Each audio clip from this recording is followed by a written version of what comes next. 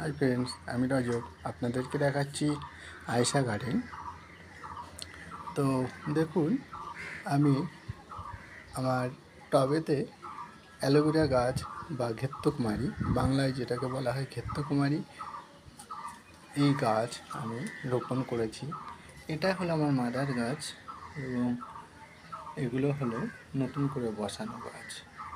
দেখুন, আস্তে আস্তে বৃষ্টির জল পড়ছে এবং সপ্তাহে একদিন খোলের জল এবং ভাতের মার চাল ধোয়া জল এবং কখনো কখনো আপনার একটু বাসি ভাত পচিয়ে, যেটা হিউমিক অ্যাসিড হয়, এই জল মিশ্রিত জল দিয়ে এই গাছে পরিচর্যা করা হয়।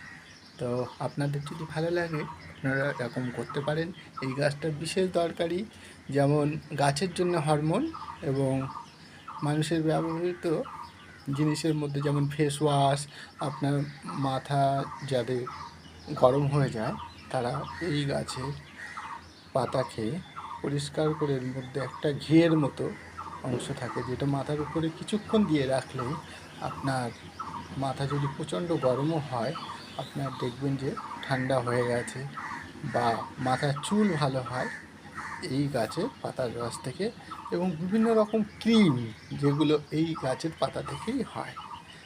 আর যদি আপনি কীটনাশক হিসাবে ব্যবহার করতে চান, তাহলে এই গাছের পাতাকেই ছোট ছোট করে কেটে কোনো পাত্রে ভিজিয়ে রাখবেন, যে জলটা 3-4 ঘন্টা পর আপনি অন্য জলের সঙ্গে মিশিয়ে গাছে স্প্রে করলে অবশ্যই দেখবেন যে কীটপতঙ্গ মারা যাবে।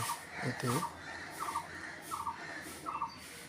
আপনার অনেক সাশ্রয় হবে। তো যদি ভালো লাগে আপনাদের এই ভিডিওটা, অবশ্যই লাইক করবেন, সাবস্ক্রাইব করবেন, বন্ধুদের মধ্যে শেয়ার করবেন। ওকে, বাই।